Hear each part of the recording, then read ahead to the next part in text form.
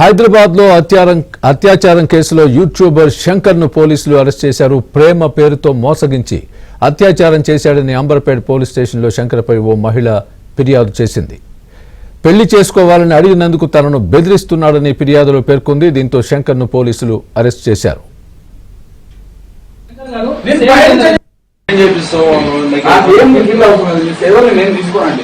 నేను వస్తాను చెప్పిన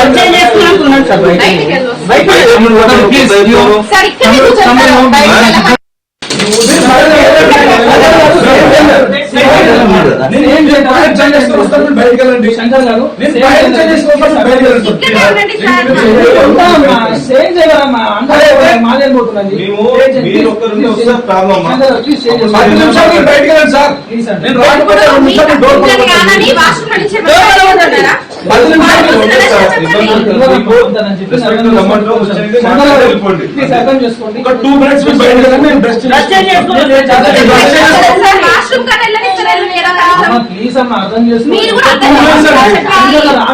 ఫోన్ మాట్లాడుకుంటారు వాష్రూమ్ బ్రష్ చేసుకోండి. ఏం చేసుకోండి 2 నిమిషాలు ఇప్పుడే ముందు దగ్గర తెలిసింది. శంకర్ గారు ప్లీజ్ డ్రెస్ చేంజ్ చేసుకోండి. ఇంత దుర్మార్గం లేకపోతే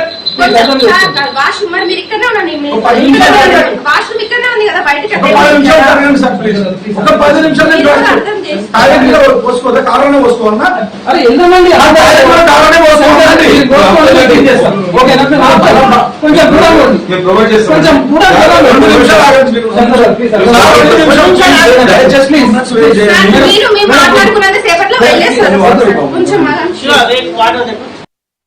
ఇదే విషయానికి సంబంధించి పూర్తి అప్డేట్ మా ప్రతినిధి శశి చెప్తారు. శశి చెప్పండి, జర్నలిస్ట్ శంకర్ అత్యాచార ఘటన కంప్లైంట్కి సంబంధించి పోలీసులు ఏం చెప్తున్నారు, అసలు దాని కేసు యొక్క పూర్వపరాలు ఏంటి, పూర్తి అప్డేట్ ఇవ్వండి.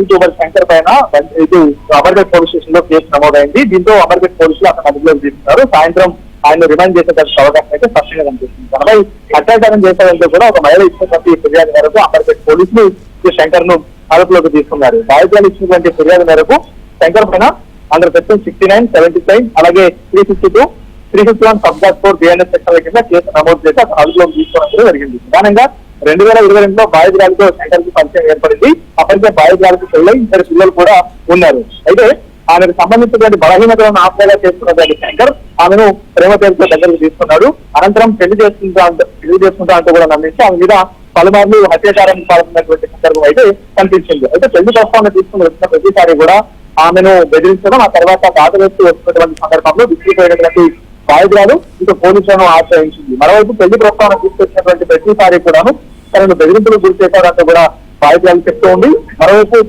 శంకర్ కు పొలిటీషియన్స్ తెలుసు, రాజకీయ నాయకులంతా తెలుసు కాబట్టి వాళ్ళంతా అండ ఉంది. సో ఇలాంటి పరిస్థితుల్లో తనను ఏమీ చేయలేమంటూ కూడా బెదిరింపులు గురి చేసేవారంటూ కూడా ఇటు బాధితులు తన చర్యలుగా చాలా స్పష్టంగా పేర్కొన్నటువంటి సందర్భం కూడా ఉంది.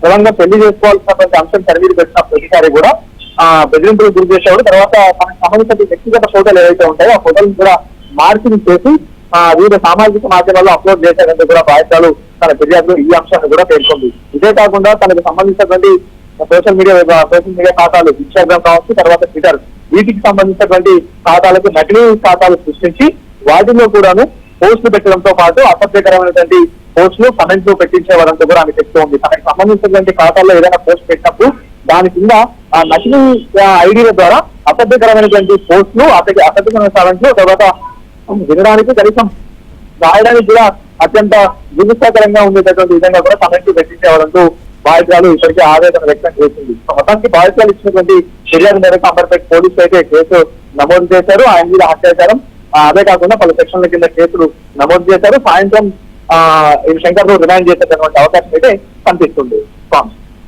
Right, thanks for the update Shashi.